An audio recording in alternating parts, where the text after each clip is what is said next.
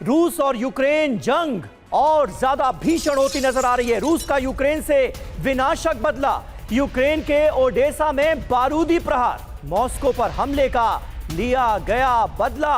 Odesa पर दागी विध्वंसकारी मिसाइलें रूस ने। और देखिए एक और बड़ी खबर रूस और यूक्रेन को लेकर। ओडेसा पर रूस का एक और बड़ा हमला। रूसी फौज ने ओडेसा पोर्ट को टारगेट पर लिया। 11 गेरॉन 2 ड्रोन से हमला किया गया। ये देखिए आप, रूसी हमले में यूक्रेन को भारी नुकसान।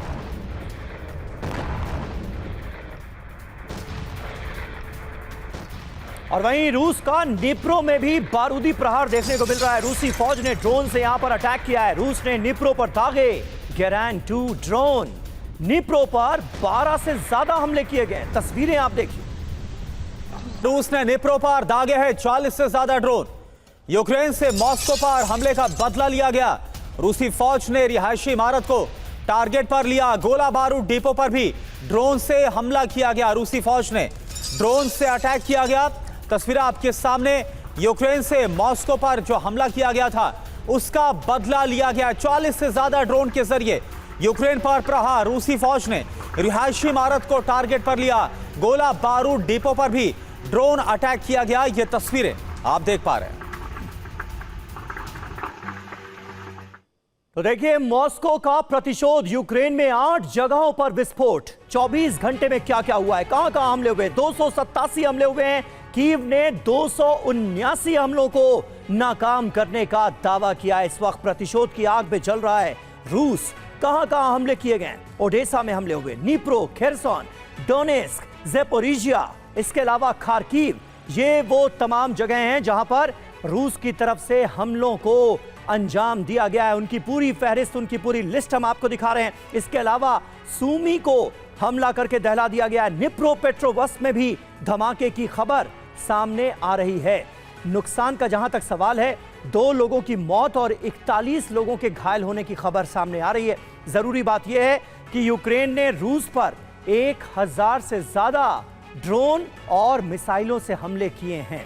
हमारे साथ तमाम खास मेहमान मौजूद हैं। दत्ता सर, किस तरह से आप देख रहे हैं यूक्रेन अचानक इतना ज्यादा आक्रामक कैसे हो गया? पहला सवाल तो ये हर किसी के जहन में आ रहा है, क्योंकि अभी अमेरिका ईरान फ्रंट पर बुरी तरह से फंसा हुआ नजर आ रहा है, और यूक्रेन इतना ज्यादा आक्रामक कैसे?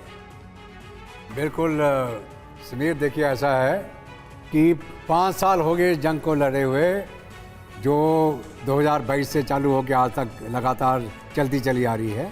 इस जंग के अंदर दोनों तरफ भारी तबाही हुई, भारी नुकसान हुआ, जान माल का हो, फौजियों का हो और मिलिट्री एसेट्स का हो। अभी जहाँ तक रूस का सवाल है, उसका रूस का जो एम था कि जो इलाका वो क्लेम कर रहा है, दोनबास लुहांस्क का इलाका, दोनस्ते का इलाका, उसके ऊपर ज़मीन के ऊपर लगातार उसने बढ़त बढ़ाई है और काफ़ी हद तक उस इलाके को उसने कैप्चर किया है। जहाँ तक यूक्रेन का सवाल है, जंग के अंदर बना रहा है वो, चाहे वो यूरोप की मदद हो, नेटो की मदद हो और अमेरिका की मदद हो। वॉर ऑफ अट्रिशन लड़ रहा है यूक्रेन, और यूक्रेन ने अपनी भी क्षमता जो है जो ड्रोन बनाने की बहुत हद तक उसको उन्नत किया है, और बहुत भारी तादाद में यूक्रेन खुद अपने ड्रोन बना के उनको एग्जीक्यूट कर रहा है। जी। उनके फ्लेमिंगो जो मिसाइल्स हैं, ड्रोन्स हैं, उनकी रेंज भी काफ़ी उसने बढ़ा ली है। तो इसके माध्यम से अमेरिका के कहने पर और नाटो के कहने पर वो रूस के अंदर वो टारगेट एंगेज कर रहा है, जैसे उनकी रिफाइनरीज हो, उनके पेट्रोलियम। यानी एक बार फिर से सर, जो रूस और यूक्रेन के बीच तनाव है वो युद्ध को लेकर और ज्यादा बढ़ रहा है। एक दूसरे पर हमले एक बार फिर से और तेज कर दिए गए। एक और बड़ी खबर, मॉस्को पर ड्रोन हमले का नया वीडियो आपको दिखाते हैं। यूक्रेन की तरफ से ड्रोन हमला किया गया। रूस के सेमीकंडक्टर प्लांट पर यह हमला, 30 से ज्यादा कामकाजी ड्रोन से अटैक किया गया। और देखिए मॉस्को में हाई अलर्ट पर डिफेंस सिस्टम को रखा गया है। हमले के बाद मॉस्को में हाई लेवल डिफेंस मीटिंग हुई है। ड्रोन हमले के बाद पूरे मॉस्को में इमरजेंसी का ऐलान कर दिया गया है। मॉस्को में सभी सरकारी इमारतों की सुरक्षा भी बढ़ा दी गई है, क्योंकि ऐसा लग रहा है कि यूक्रेन के टारगेट पर मॉस्को है। और एक और बड़ी खबर, यूक्रेनी हमलों के बाद मॉस्को में हाई अलर्ट। रूस ने अहम ठिकानों की सुरक्षा बढ़ाई है। यूक्रेन ने ड्रोन मिसाइल से हमले को अंजाम दिया था। तो देखिए तस्वीर आपको हम दिखा रहे हैं यूक्रेन की तरफ से जो हमला किया गया और उसके बाद मॉस्को में सुरक्षा बढ़ा दी गई है। ओपी तिवारी सर, इस तस्वीर को देखकर आप क्या बोलेंगे? युद्ध का 5वां साल और यूक्रेन अंदर तक मॉस्को में घुसकर हमलों को अंजाम दे रहा है। करुणा देखो 5वां साल, देखिए कहते हैं ना, necessity is mother of invention. जब से वॉर शुरू हुई यूक्रेन को पहले बहुत मदद मिलती रही, उसकी मदद मिलने के साथ साथ मदद में कमजोरी होती रही, तो यूक्रेनियन साइंटिस्ट ने ड्रोन की एक्टिविटी में अपने आप को काफ़ी आगे बढ़ाया और उन्होंने अमेरिका को भी ऑफर किया था कि हम आपको ड्रोन बनाने में कवर करेंगे। इस ड्रोन बनाने में फिजिकली बनाते थे, लेकिन जो सॉफ्टवेयर का पैकेज था ऑस्ट्रेलिया ने हेल्प की और इनकी ड्रोन बनाने की कैपेसिटी बहुत ज़्यादा है, 100 के करीब रोज बना सकते हैं।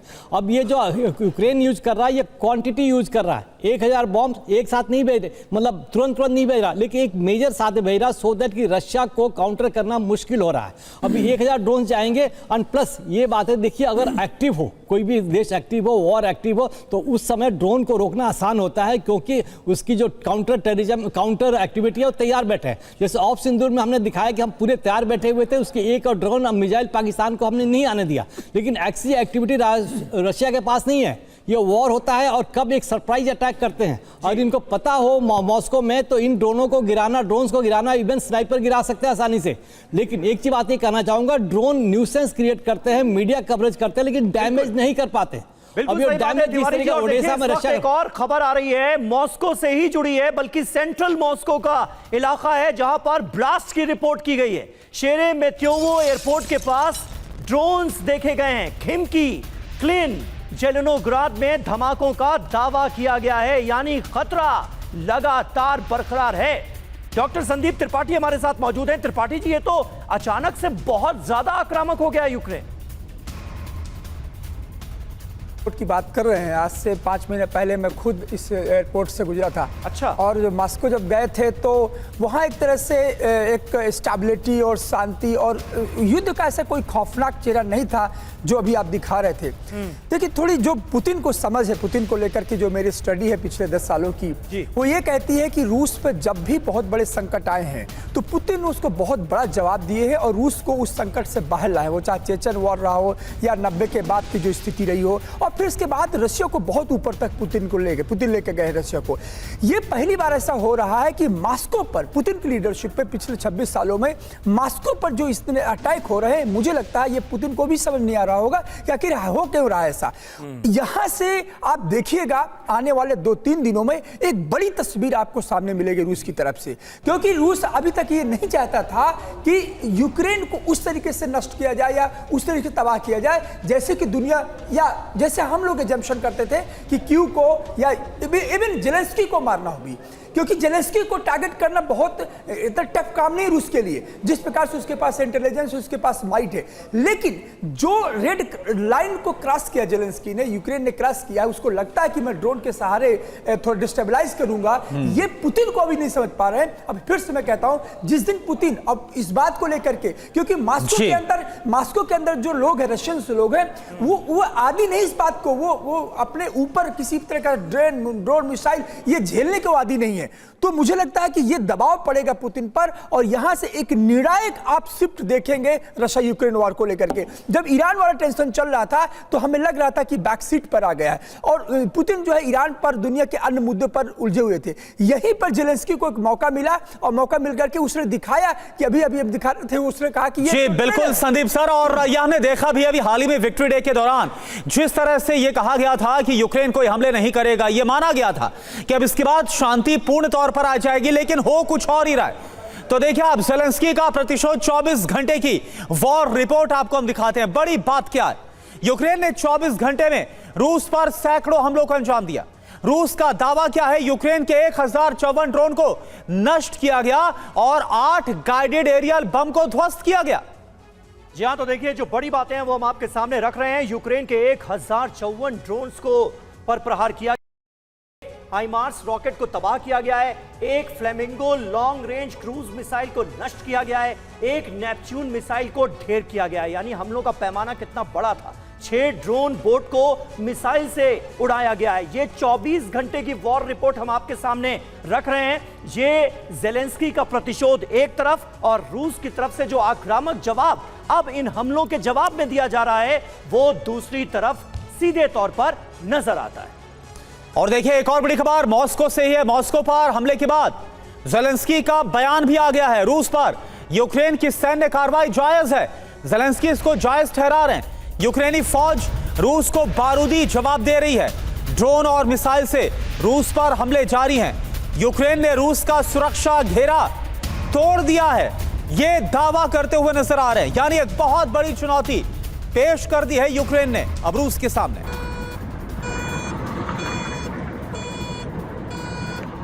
और देखिए ऐसा लग रहा है कि यूक्रेन रुकने का नाम नहीं ले रहा है। यूक्रेन का रूस पर फिर ड्रोन अटैक। क्रीमिया पर यूक्रेनी फौज का हमला हुआ है। दागिस्तान में कास्पिस्क पोर्ट पर भी प्रहार किया गया है। रूसी निगरानी शिप पर किए गए अटैक की तस्वीरें देखिए जरा। बेलगोरोद से खबर है, यूक्रेन का एक बार फिर से रूस पर एक बड़ा हमला। 24 घंटे में दूसरी बार रूस पर अटैक किया गया। यूक्रेन का बेलगोरोद पर ड्रोन से प्रहार। तो मॉस्को से लेकर बेलगोरोद की तस्वीरें आपको दिखा रहे हैं, जहां पर यूक्रेन की तरफ से हमलों को अंजाम दिया गया। बहुत ही आक्रामक यूक्रेन बीते 24 घंटे में नजर आया है।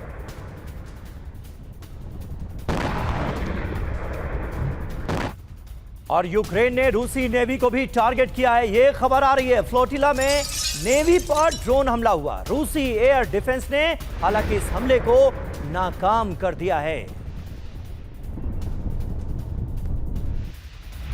और देखिए मॉस्को से खबर, 24 घंटे में मॉस्को पर डबल अटैक। मॉस्को में भीषण आग के बाद तबाही। अमूर्स्काया स्ट्रीट पर आग लग गई। ये देखिए आपको तस्वीर हम दिखा रहे हैं उसी स्ट्रीट की। 300 वर्ग मीटर का जो पूरा दायरा है वो इस आग की चपेट में आ गया। यूक्रेनी हमलों के बाद भारी नुकसान पहुंचा है।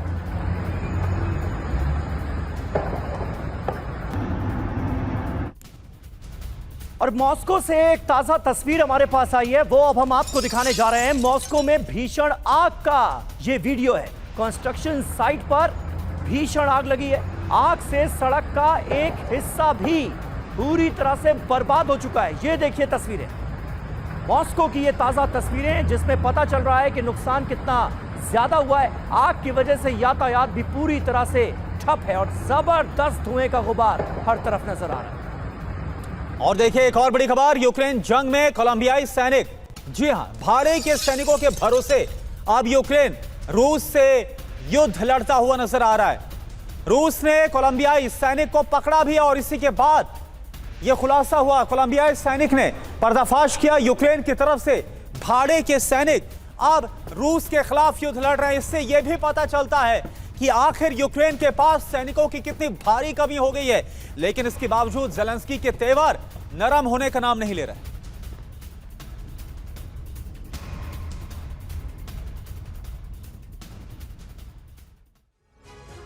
तो रूस से भाड़े की जंग लड़ी जा रही है। खबर क्या है, वॉर फ्रंट पर कोलंबियाई सैनिक गिरफ्तार किया गया।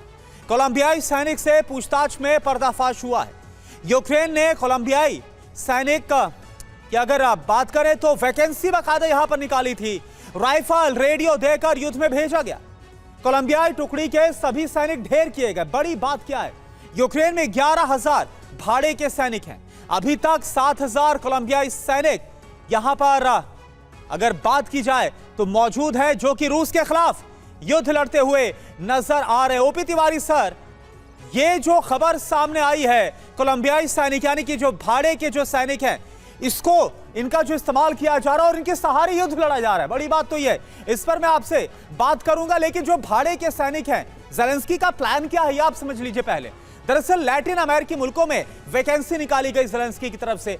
कोलंबिया, पेरू, एक्वाडोर, यहां पर वैकेंसी निकाली गई। वैकेंसी की वजह क्या है, यूक्रेन में सैनिकों की घटती लगातार संख्या, यूक्रेनी युवाओं को जंग से बचाना, गरीबों को मोटी रकम का लालच देना। अब इसका असर क्या है, सैनिकों की भर्ती से अंतहीन युद्ध लड़ना चाहते हैं जेलेंस्की। नाटो की मदद से भाड़े की भर्ती, कोलंबियाई युवकों को जंग का अनुभव है, इस्तेमाल किया जा रहा है। तैनाती कहां पर, खार्किव, डोनेत्स्क का जो वॉर फ्रंट है वो टारगेट है।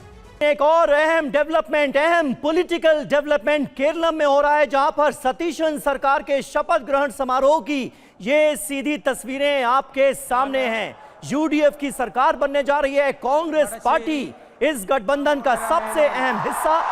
സതീശൻ എന്ന ഞാൻ നിയമം വഴി സ്ഥാപിതമായ ഭാരതത്തിൻ്റെ ഭരണഘടനയോട് നിർവ്യാജമായ വിശ്വസ്തതയും കൂറും പുലർത്തുമെന്നും ഞാൻ ഭാരതത്തിൻ്റെ പരമാധികാരവും അഖണ്ഡതയും നിലനിർത്തുമെന്നും ഞാൻ കേരള സംസ്ഥാനത്തെ മുഖ്യമന്ത്രി എന്ന നിലയിലുള്ള എൻ്റെ കർത്തവ്യങ്ങൾ വിശ്വസ്തയോടും മനസാക്ഷിയെ മുൻനിർത്തിയും നിർവഹിക്കുമെന്നും ഭരണഘടനയും നിയമവും അനുസരിച്ച് ഭീതിയോ പക്ഷപാതമോ പ്രീതിയോ വിദ്വേഷമോ കൂടാതെ എല്ലാ തരത്തിലുള്ള ജനങ്ങൾക്കും നീതി ചെയ്യുമെന്നും ദൈവത്തിൻ്റെ നാമത്തിൽ സത്യം ചെയ്യും.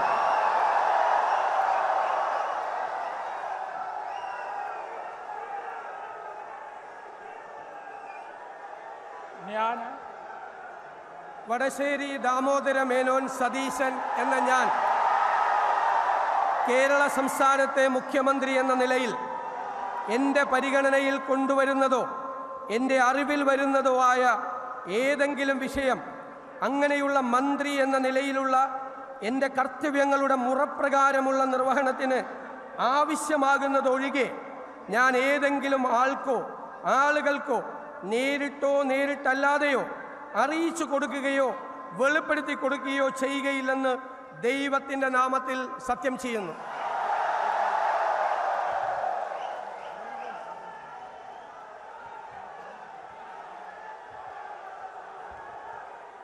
देखिए, केरल में इस बार जबरदस्त जीत हासिल हुई है यूडीएफ को और वीडी सतीशन ने मुख्यमंत्री पद की शपथ ली है।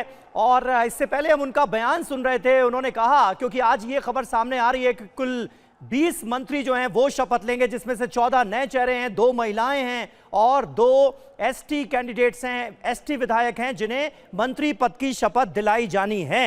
लेकिन कांग्रेस पार्टी को इस बार केरल में जबरदस्त सफलता हासिल हुई, 63 सीटें हासिल हुई हैं कांग्रेस पार्टी को। और वीडी सतीशन इस बात का जिक्र कर रहे थे कि 63 सीटें मिलने के बावजूद पार्टी के कई ऐसे योग्य नेता हैं जिन्हें मंत्रिमंडल में जगह नहीं मिल पाई है। लेकिन अब इस बयान के मायने क्या हैं, मतलब क्या है? हमारे सहयोगी कुमार विक्रांत इस वक्त हमारे साथ जुड़ चुके हैं। कुमार, कुल 20 मंत्री शपथ लेने जा रहे हैं, कांग्रेस से कितने मंत्री आज शपथ ले रहे हैं, इसके बारे में क्या जानकारी है? आईयूएमएल से खबर आ रही है कि 5 जो विधायक हैं वो मंत्री बनेंगे। सतीशन, वीडी सतीशन ये कह रहे थे कि 63 विधायक उनके जीत कर आए हैं और जो लिस्ट सामने आई है उसमें उसके बाहर से भी बहुत सारे ऐसे विधायक हैं, नेता हैं, जो कि बहुत योग्य कैंडिडेट थे मंत्री बनने की, लेकिन उन्हें जगह नहीं मिल पाई है।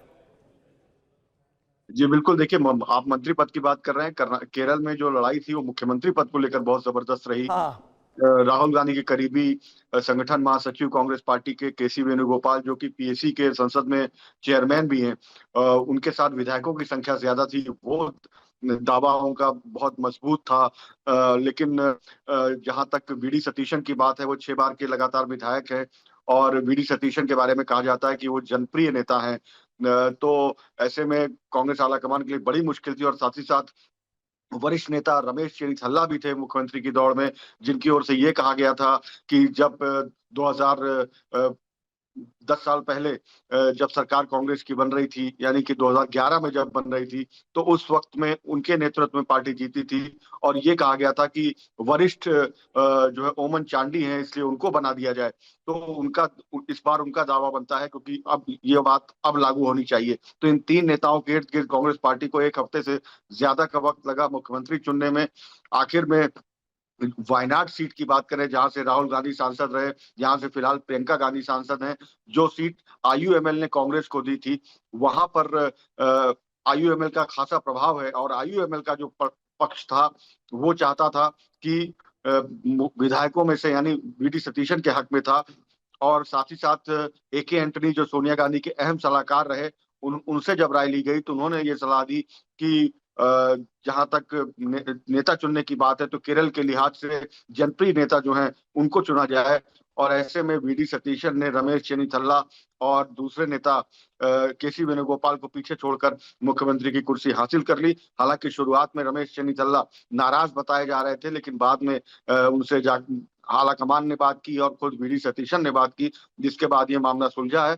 और आप कह सकते हैं कि इतिहास में अगर केरल के इतिहास की बात करें तो जब से केरल राज्य का गठन हुआ है तब से 5-5 साल में सरकारें बदलती रही हैं, लेकिन पिछली बार कांग्रेस पार्टी के नेतृत्व में यूडीएफ सत्ता हासिल नहीं कर पाया और लगातार 10 सालों तक एलडीएफ की सरकार रही। बिल्कुल, तो ये खबरें आई थी कुमार विक्रांत, जिस दौरान कौन होगा मुख्यमंत्री इसको लेकर विचार विमर्श चल रहा था, तो नंबर 1 जो चॉइस थी, ये कहा जा रहा था कि राहुल गांधी चाहते थे कि केसी वेणुगोपाल बने, लेकिन आखिरकार क्योंकि विरोध भी हुआ था, बहुत कुछ हुआ, काफी पोस्टरबाजी हुई और उसके बाद वीडी सतीशन उनका नाम आया और आखिरकार अब उनकी तरफ से जो शपथ है वो ली गई है। लेकिन रमेश चेन्नीथला, जिनका भी आपने जिक्र किया, उन्हें कैबिनेट में शामिल किया जा रहा है, जो 12 विधायक मंत्री पद की शपथ ले रहे। तो क्या ये माने कि एक तरीके से अब जो एक संतुलन बिठाया जाएगा, इसमें रमेश चेन्नीथला की कैबिनेट में एक पोजीशन बहुत अहम स्ट्रांग हो सकती है, ये माने हम?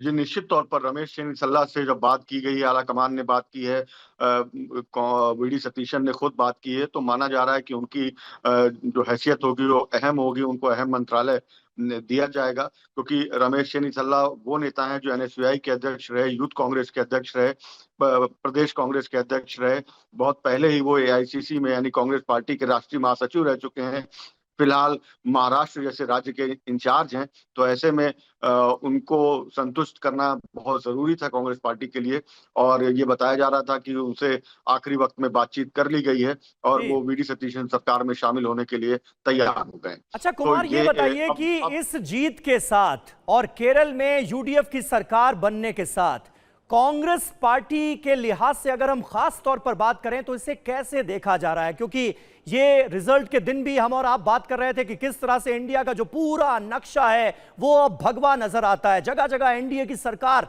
नजर आती है, लेकिन कर्नाटक में, तेलंगाना में, हिमाचल प्रदेश में अभी तक कांग्रेस पार्टी की सरकार थी, अब उसमें +1 हो गया है। केरल में भी अब यूडीएफ की सरकार बन गई है, कांग्रेस लेड गवर्नमेंट बन गई है। इस जीत ने पार्टी को कितनी ऊर्जा दी है? ये निश्चित तौर पर कांग्रेस पार्टी की बड़ी चुनौती थी। जैसा मैंने कहा कि 5-5 साल में सरकारें बदलती आई हैं केरल में, और पिछली बार कांग्रेस पार्टी इसमें भी नाकामयाब हो गई थी। हाँ। और यूडीएफ सत्ता नहीं हासिल कर सकी, एलडीएफ लगातार 10 सालों तक सत्ता में रही। ऐसे में इस बार पूरा जोर लगाया कांग्रेस पार्टी ने कि किसी भी कीमत पर केरल की सत्ता उसको मिले, और इसीलिए आप देखिए अहम बात कि इसी के चलते कि वहां पर लेफ्ट से चूंकि लड़ाई है, इसी और बंगाल में कांग्रेस का बहुत ज्यादा स्टेक नहीं था, इसलिए अधीर रंजन चौधरी के जो वहां के बड़े नेता हैं बंगाल के, उनके चाहने के बावजूद लेफ्ट के साथ तालमेल नहीं किया कांग्रेस पार्टी ने बंगाल में, इसलिए कि कहीं उसका गलत संदेश केरल में न जाए, कहीं केरल में ये मैसेज न जाए कि एक ही वक्त में बंगाल में आप लेफ्ट के साथ हैं और यहाँ पर लेफ्ट से आप आमने सामने की लड़ाई लड़ रहे हैं।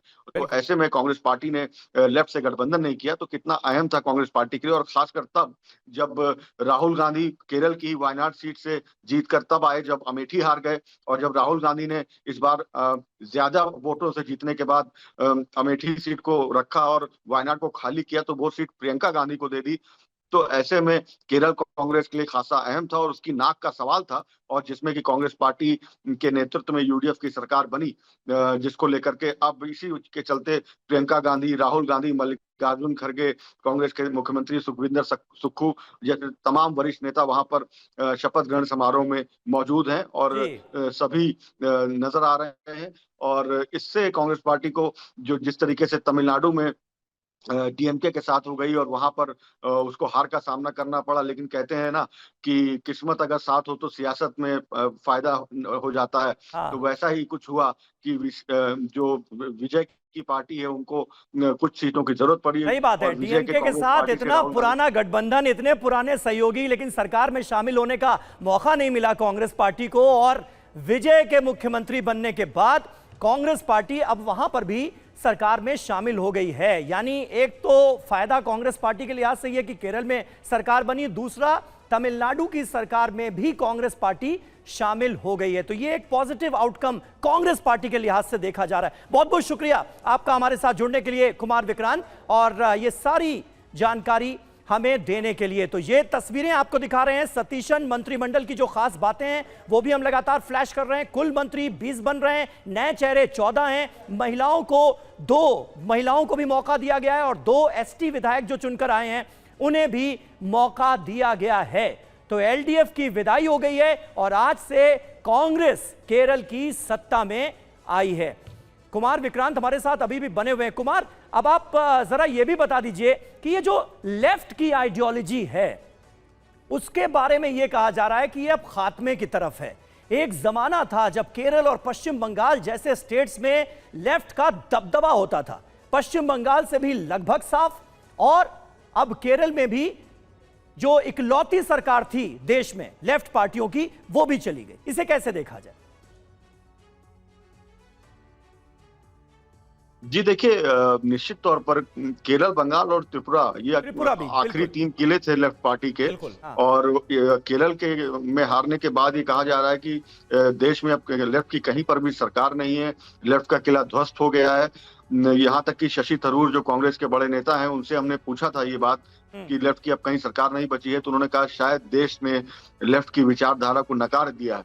तो अब लेफ्ट पार्टीज को सबको एक चिंता करनी होगी कि किस तरीके से वो आज की जनरेशन के साथ, आज बदले हुए वक्त के साथ खुद को रिवाइव कर पाते हैं, या फिर वो इसी तरीके से पर्दे के पीछे जब चले ही गए हैं तो क्या वो वापसी कर पाते हैं। हालांकि सियासत में किसी को आप ये नहीं कह सकते कि वो खत्म हो गया, लेकिन लेफ्ट के लिए बड़ी मुश्किल घड़ी है और उसको कैसे वापसी करनी है ये उसको सोचना पड़ेगा। अपने तौर तरीके में बदलाव करना होगा, अपने नेतृत्व में बदलाव करना होगा और युवाओं के बीच अपनी पैठ बनानी होगी। तमाम चीजें लेफ्ट के साथ हैं, क्योंकि एक वक्त में अगर आप याद करें यूपीए 1 की बात करें 2004 से 9 के बीच में, तो 60 से ज्यादा विधायक लेफ्ट पार्टी के सांसद, माफ कीजिएगा, लेफ्ट पार्टी के हुआ करते थे और आज ये नौबत आ गई है। बिल्कुल कुमार, और जो 10 साल तक एलडीएफ का जो लेफ्ट का शासन था अब आखिरकार उसको मात देकर यूडीएफ यानी कांग्रेस की जो अगुवाई वाली सरकार है वो बन रही है केरला में। लेकिन एक बड़ी खास बात है,